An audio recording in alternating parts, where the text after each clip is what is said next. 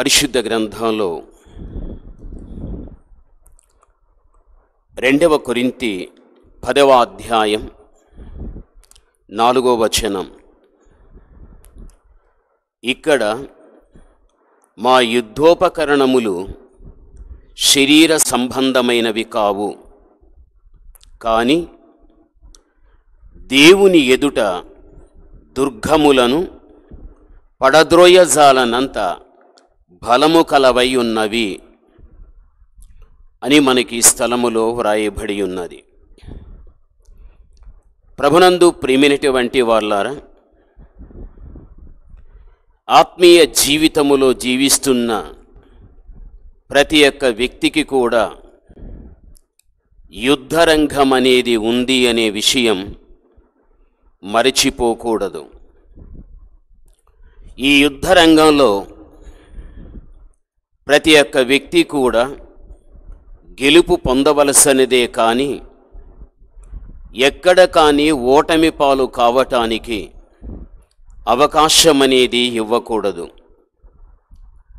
అయితే ఇక్కడ మా యుద్ధోపకరణములు శరీర సంబంధమైనవి కావు. శరీర సంబంధమైనవి కావు అంటే దేవుని ఎదుట ఎటువంటి దుర్గములైనను పడద్రోయజాలనంతటి బలము కలిగినటువంటివి వాక్యములో మనము చూస్తూ ఉంటున్నాము. మనమందరం కూడా యుద్ధరంగములో నిలబడిన వ్యక్తులము. ఇది మనము జ్ఞాపకం ఉంచుకోవాలి. శరీరానికి ఒక యుద్ధరంగం ఉంది, ప్రాణానికి ఒక యుద్ధరంగం ఉంది, ఆత్మకు ఒక యుద్ధరంగం ఉంటున్నది. ఈ యొక్క యుద్ధరంగములో గెలుపు పొందవలసిన వ్యక్తులమే కానీ ఎక్కడ కానీ అపజయము అనేటువంటిది రాకుండా చూచుకోవడం జీవితానికి మంచిది. మన శరీరములో మీరు చూడండి, సూక్ష్మక్రిములు ఉండగలుగుతాయి. ఇవి మనలో ఉన్నటువంటి తెల్లని రక్త కణములతో ఇవి పోరాడుతూ ఉంటాయి. ఈ పోరాటములో మనలో ఉన్న రక్త కణములు సూక్ష్మక్రిములను గెలవగలిగితే మన శరీరములో ఉన్నటువంటి వ్యాధి సంపూర్ణముగా నయమవుతుంది. లేక సూక్ష్మక్రిములే తెల్లని రక్త కణములను గెలవగలిగితే జబ్బు, వ్యాధి ఎక్కువ కావడం జరగగలుగుతుంది. ఇది శరీరములో జరుగుచున్నటువంటి ఒక పోరాటం. ప్రాణాన్ని చూడండి, ఒక్కొక్కసారి అధైర్యం వచ్చేస్తూ ఉంటుంది, అవిశ్వాసం అనేది వస్తూ ఉంటుంది, పనికిరాని అనేకమైన తలంపులు కూడా మనకు వచ్చేస్తూ ఉంటాయి. ఇవన్నీ కూడా సాతానుడు మనలో ప్రవేశపెట్టినటువంటివి. అయితే వీటిని కూడా మనము గెలవటానికి దేవుని యొక్క సహకారాన్ని మనము తీసుకునే వ్యక్తులుగా ఉండాలి. మూడవదిగా మనం చూడగలిగితే ఆత్మ, ఒక్కొక్కసారి మనలో ఉన్న ఆత్మ సమ్మసిల్లిపోతుంది, విసుకనేది వస్తుంది, కలవరం అనేది కలుగుతుంది, నిరాశ కూడా ఒక్కొక్కసారి వచ్చేస్తూ ఉంటుంది. అయితే దేవుడే మన పక్షమున ఉండి దేవుని యొక్క ఆత్మ మన విషయముగా వీటన్నిటి మీద కూడా యుద్ధం చేయడం అన్నది జరగగలుగుతుంది. అప్పుడే ఆత్మధైర్యం అనేది మనము కలిగి ఉండటానికి అవకాశం కలుగుతుంది. ప్రభునందు ప్రేమినటువంటి వాళ్ళారా, శరీరమైన, ప్రాణమైన, ఆత్మ అయిన ఈ మూడు కూడా యుద్ధరంగములో నిలిచినటువంటివిగా ఉంటున్నాయి. వీటి మీద దాడి చేసేవి ఏవైనా ఉండనీగాక దేవుని ప్రమేయమే మనము తీసుకోగలిగినట్లయితే అన్నిటిలో కూడా మనం విజయమును సాధించగలము. దేవుడు మనకు సహాయం చేస్తాడు. దేవుని దూతలు సహాయం చేస్తారు. దేవుని ప్రతినిధులు సహాయం చేస్తారు. మన వంటి సాటి భక్తి కలిగిన వ్యక్తులు కూడా సహాయపడుతూ ఉంటారు. ఇంతమందిని దేవుడు మనకివ్వడము ద్వారా యుద్ధ రంగములో గెలుపును మనము తప్పనిసరిగా చూడగలము. అయితే వాక్య భాగములో మనము చూచినప్పుడు ఇక్కడ మా యుద్ధోపకరణములు శరీర సంబంధమైనవి కావు, దేవుని ఎదుట దుర్గములను పడద్రోయజాలనంత బలము కలిగినటువంటివై ఉన్నవి అంటున్నాడు. అంటే మన ఎదుట ఎంత బలమైనటువంటి దుర్గములు ఉన్నప్పటికీ కూడా, శోధనలు ఉన్నప్పటికీ కూడా, సమస్యలు ఉన్నప్పటికీ కూడా, వ్యాధులు ఉన్నప్పటికీ కూడా, ఎన్ని మన ముందు నిలబడి మనను కలవరపరిచేవి ఉన్నప్పటికీ కూడా, వాటన్నిటిని మీద కూడా మనకు గెలుపునిచ్చేవి పరిశుద్ధ గ్రంథంలో కొన్ని ఉంటూ ఉన్నాయి. అవి చాలా బలము కలిగినటువంటివి అంటున్నాడు. మొట్టమొదటిది ఏది అని మనము చూడగలిగితే పరిశుద్ధ గ్రంథములో మొదటి సమూయేలు 17వ అధ్యాయం 45వ వచన భాగములో చూడగలిగితే అక్కడ మనకు ఒక యుద్ధరంగం కనిపిస్తూ ఉంది. ఆ యుద్ధరంగములో నీవు కత్తి, ఈటె, భల్యం ధరించుకుని నా మీదికి వచ్చుచున్నావు. నీవు తిరస్కరించినటువంటి ఇజ్రాయేలుల యొక్క సైన్యములకు యెహోవా యొక్క పేరట నీ మీదికి వస్తున్నానని దావీదు ఇక్కడ దేవుని యొక్క నామమును ఉపయోగించి యుద్ధానికి వెళుతూ ఉంటున్నాడు. యెహోవా యొక్క నామం బలము కలిగినటువంటి నామం. ఎటువంటి దుర్గమునైనా పడద్రోయునటువంటి బలము కలిగినటువంటి నామం యెహోవా యొక్క నామం. ఇక్కడ దావీదే తెలియపరుస్తున్నాడు. కత్తి, ఈటె, భల్యం ధరించుకుని వస్తున్నావు.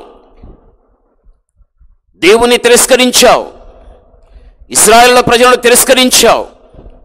ఆ ఇశ్రాయేలుల యొక్క దేవుడైన యెహోవా యొక్క పేరట నీ మీదిగా వస్తూ ఉంటున్నాను అంటే ఇక్కడ యెహోవా యొక్క నామమును అక్కడ ఉపయోగించి దావీదు యుద్ధానికి వెళ్ళగలిగాడు.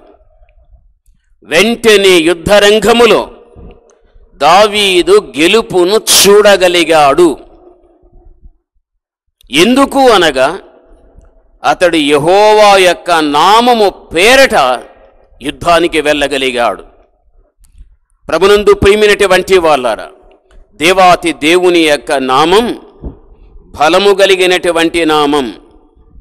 ఎంత బలమైనటువంటివి బలము కలిగిన దేవుని ముందుకొచ్చినా దేవుని బలము కలిగినటువంటి చేతిలో బలముగా ఉన్నవన్నీ కూడా ఓటమి పాలైపోవడం జరగగలుగుతుంది.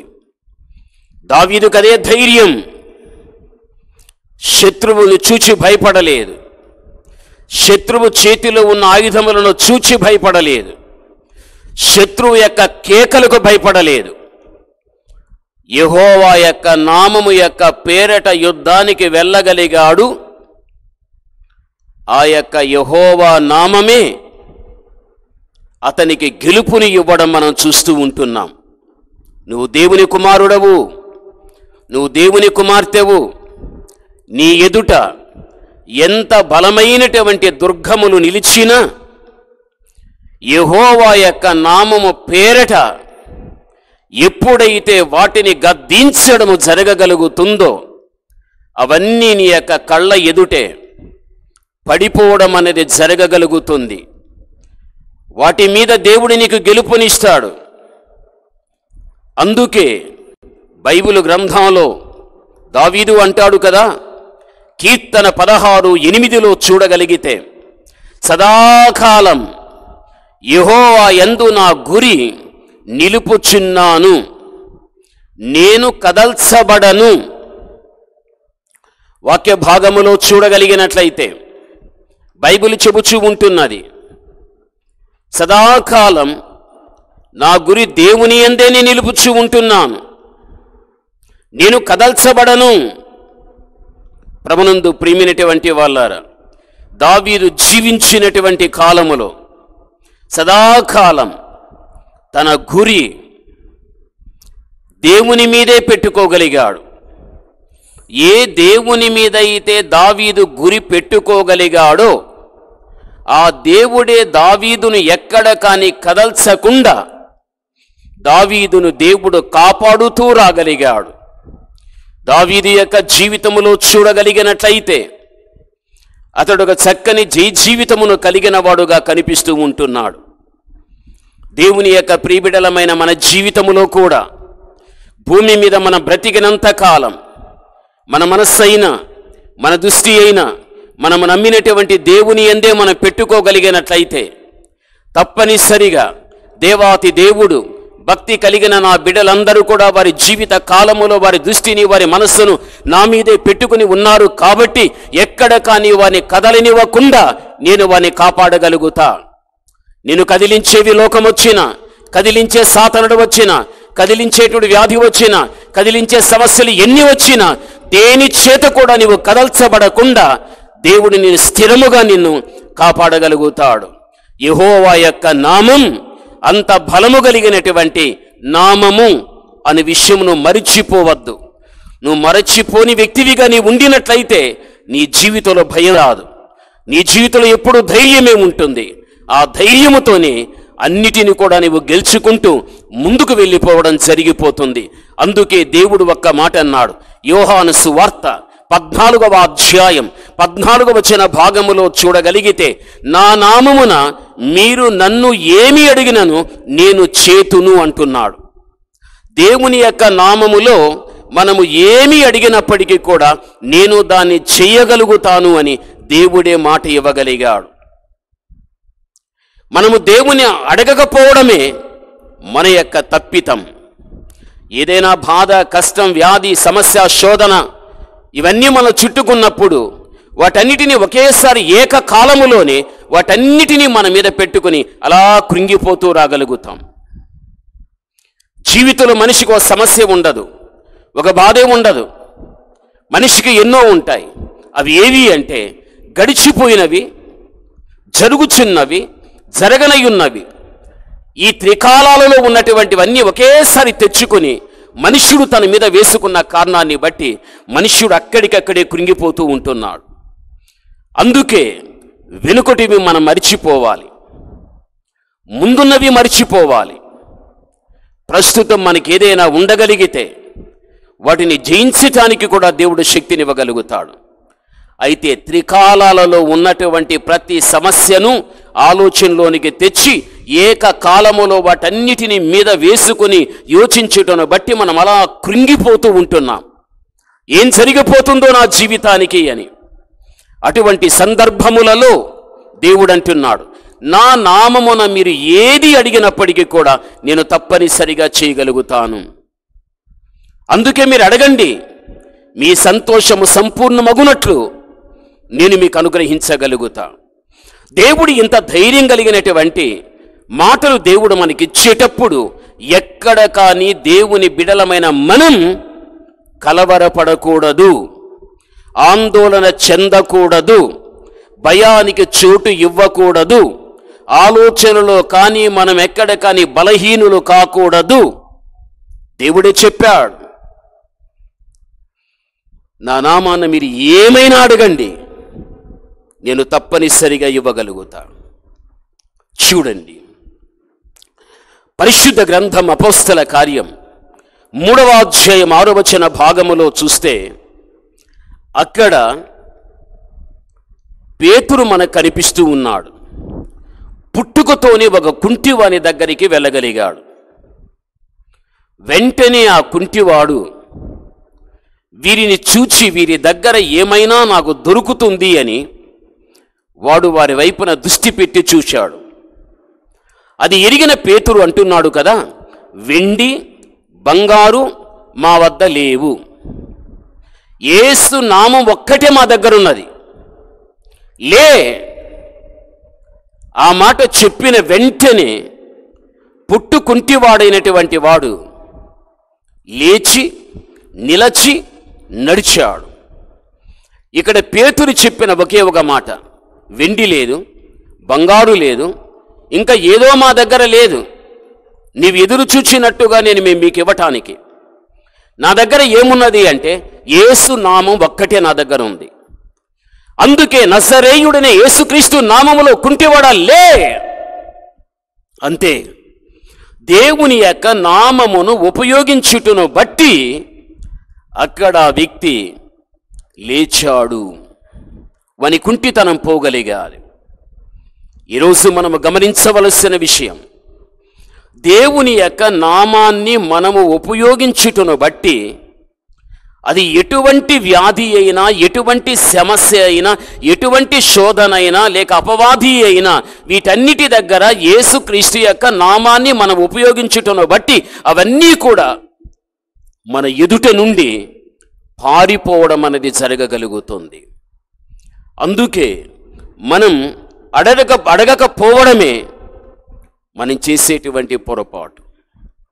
అందుకే ప్రభునందు ప్రియమైనటువంటి వాళ్ళారు, ఎంత బలమైనటువంటి దుర్గములు మన ఎదుట ఉండినా వాటిని పడద్రోసేటువంటి బలము కలిగిన వాటిలో ఒకటి ఏది అంటే దేవుని యొక్క నామం బలము కలిగినది. ఆ నామాన్ని ఉపయోగించుకుంటూ మనము జీవించగలిగితే మన మీదికి వచ్చినటువంటి ప్రతి దానిని కూడా సునాయాసంగా మనము జయించవచ్చు. ఇది మొదటిది. రెండవదిగా చూస్తే ఎఫెసీ 6వ అధ్యాయం 17లో మనము చూడగలిగినట్లయితే అక్కడ దేవుని యొక్క వాక్యమును ఆత్మ ఖడ్గమును ధరించుకొనుడి అని వ్రాయబడి ఉంది. రెండవ ఆయుధముగా ఏమున్నది అంటే దేవుని యొక్క వాక్యమును ఆత్మ ఖడ్గమును ధరించుకొనుడి. ఇక్కడ దేవుని యొక్క వాక్యం ఒక ఆయుధము లాంటిది అని మనకు వ్రాయబడి ఉంది. దేవుని యొక్క వాక్యం అనే ఆయుధాన్ని మనము ధరించుకోగలిగితే వాక్యము ద్వారా కూడా మనము దేనినైనా కానీ జయించవచ్చు. ఇది మనం గ్రహించాలి. దేవుని యొక్క వాక్యం అనేది ఎల్లప్పుడూ కూడా మన హృదయములో అది ఉండిపోవాలి అంటే తప్పనిసరిగా దేవుని వాక్యాన్ని బాగా చదవాలి, దేవుని వాక్యాన్ని బాగా కంటత పెట్టాలి. ఎప్పుడైతే చదువుటను బట్టి వాక్యం ఏమవుతుంది అనగా మన హృదయములో నిలిచిపోతుంది. వాక్యం మన హృదయములో నిలిచిపోయినప్పుడు మనకు భయాన్ని కలిగించేటువంటి సమస్యలు ఎన్ని వచ్చినప్పటికీ కూడా మనలో ఉండిపోయిన వాక్యమును ఉపయోగించి ఆ వాక్యముతో వాటన్నిటిని కూడా మనం ఎదుర్కోవటానికి అవకాశం అనేది కలుగుతుంది. బైబిల్ చెబుచున్నది, కీర్తనాకారుడు అన్నాడు, నీ వాక్యము నా హృదయములో ఉండుటను బట్టి నేను పాపము చెయ్యలేదు. వాక్యం ఎప్పుడైతే హృదయములో ఉంటుందో ఆ హృదయములో ఉన్న వాక్యాన్ని పాపం మన ముందుకొచ్చినా, వ్యాధే మనల్ని పట్టుకున్నా, సాతానే వచ్చినా, శోధనే వచ్చినా మనలో నిలుపుకున్నటువంటి వాక్యాన్ని మనము జ్ఞాపకమునకు తెచ్చుకుని ఆ వాక్యాన్ని వాటి దగ్గర మనం ఉపయోగించిన వ్యక్తులమైతే అవి మనలను విడిచిపెట్టి పారిపోతాయి. వాక్యం అనేది మనకెంతగానో ఆదరణ కలిగించగలుగుతుంది. దేవుని వాక్యం చెబుతుంది. ఫిలిప్పీయులకు రాసిన పత్రిక 2వ అధ్యాయం 14లో చూడగలిగినట్లయితే ఇక్కడ జీవవాక్యమును చేత పట్టుకొని లోకమందు జ్యోతుల వలె ప్రకాశించాలి. చూడండి, ఇక్కడ దేవుని వాక్యము దేనికి పోల్చబడ్డది అంటే జ్యోతి. దీపమునకు పోల్చబడగలిగాది. ఎప్పుడైతే దేవుని యొక్క వాక్యము దీపమునకు పోల్చబడగలిగాదో దానిని మనం ఏం చేయాలి అంటే మన చేతిలో దాన్ని ఉంచుకోవాలి. అదే ఇక్కడ చెబుచున్నాడు, జీవవాక్యమును చేత పట్టుకొని లోకమందు జ్యోతుల వలె ప్రకాశించుడి. దేవుని యొక్క వాక్యం ఒక వ్యక్తి ఎప్పుడైతే కలిగి ఉంటాడో ఒక దీపములాగా వ్యక్తి ప్రకాశిస్తూ ఉంటాడని దాని అర్థం. అంటే వాక్యము మనిషిని వెలిగింపచేస్తుంది. ఎందుకు అంటే మన చుట్టూ కూడా చీకటి శక్తులు ఆవరించి ఉంటున్నాయి. ఈ చీకటి శక్తులు అనేవి సాతానునికి సంబంధించినవి. వాని ద్వారా అనేక మంది వ్యక్తులు ఈ రోజున పీడింపబడిపోతూ ఉంటారు. ఒక మాటలో చెప్పాలి అంటే ఇవన్నీ కూడా సాతానునికి సంబంధించినటువంటి చీకటి శక్తులు. ఎప్పుడైతే దేవుని యొక్క వాక్యం అనేటువంటి దీపం మన దగ్గర ఉండగలుగుతుందో అప్పుడు ఈ యొక్క సాతానుని నుండి వచ్చిన చీకటి శక్తులు ఏవైతే ఉంటున్నాయో ఆ వాక్యపు యొక్క వెలుగులు అవన్నీ కూడా పారిపోగలుగుతాయి. వాక్యపు యొక్క వెలుగులు అవన్నీ కూడా నశించిపోవడం అనేది జరగగలుగుతుంది. అందుకే దేవునిని నమ్ముకున్నటువంటి బిడ్డలు బైబిల్ బాగా చదవాలి. దేవుడు మనకిచ్చిన వాగ్దానాలను కంటత పెట్టాలి. అవి మరిచిపోకుండా ఎల్లప్పుడూ కూడా మనకు జ్ఞాపకం ఉండేటట్టుగా చూసుకోవాలి. ఇటువంటి చీకటి శక్తులు మన మీదకి వచ్చినప్పుడు ఆ వెలుగై ఉన్నటువంటి వాక్యాన్ని జ్ఞాపకానికి నువ్వు తెచ్చుకున్నప్పుడు, దాన్ని ధ్యానించినప్పుడు నిన్ను ఆవరించిన ప్రతి చీకటి శక్తుల్ని నీ విడిచిపెట్టి వెళ్ళిపోవడం జరిగిపోతుంది. అదే బైబిల్లో మనకు చెప్పబడుచు ఉంది. అందుకే ఈ రోజున క్రైస్తవులలో వాక్యము లేకపోతున్నది. వాక్యము లేదు అంటే బైబిల్ చదవలేదు. వాక్యము లేదు అంటే వాక్యాన్ని కంటత పెట్టలేదు. వాక్యము లేదు అంటే హృదయములో ఉంచుకోలేదు. వాక్యము లేదు అంటే ఆలయానికి వెళ్ళి సేవకుని ద్వారా వినలేదు. వాక్యము లేని ప్రతి వ్యక్తి జీవితం చీకటి శక్తులు వారిని అలుముకుని పీడించేస్తూ ఉంటాయి. కాబట్టి ఆ చీకటి శక్తులన్నీ కూడా నీ మధ్య నుండి పారిపోయి నీవు ఒక గొప్ప విడుదల పొందాలి అంటే తప్పనిసరిగా దేవుని యొక్క వాక్యం నీలో కూడా నిలిచి ఉండాలి. వాటిని ఎప్పుడు కూడా నువ్వు ధ్యానం చేస్తూ ఉండాలి. అందుకే వాక్యం మనకు అందుబాటులో ఉన్నట్టుగా, ప్రత్యక్షంగా ఉన్నట్లుగా దేవుడు లేడు. దేవుడు ఎప్పుడు కూడా పరోక్షంగానే ఉంటాడు. వాక్యం ఎప్పుడు ప్రత్యక్షంగానే ఉంటుంది. అందుకే ఇక్కడ బైబిల్ చెబుచున్నది, నీ నామం అంతటి కంటే ఇక్కడ నీవిచ్చిన వాక్యం చాలా గొప్పది.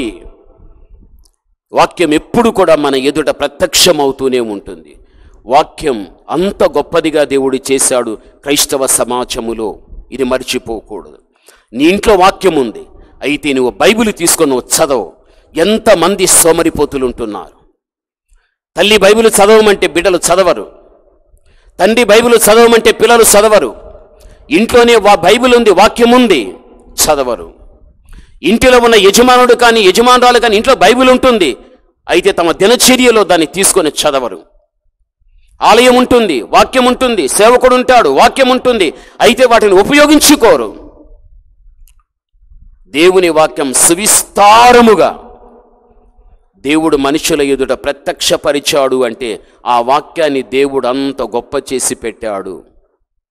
అందుకే వాక్యం అనేది మనలో ఉంటే దేనికి కానీ మనం భయపడం. ఎంత బలమైనటువంటి దుర్గములు నీ యొక్క కళ్ళ ఎదుట నిలువబడి నిన్ను ఎంత భయపెట్టించినా భయపడటానికి అవకాశము ఇవ్వకుండా నీలో ఉన్న వాక్యమే దాన్ని ఎదుర్కొని ఆ వాక్యమే నీకు ఆదరణ ఇచ్చి నిన్ను ధైర్యపరుస్తుంది.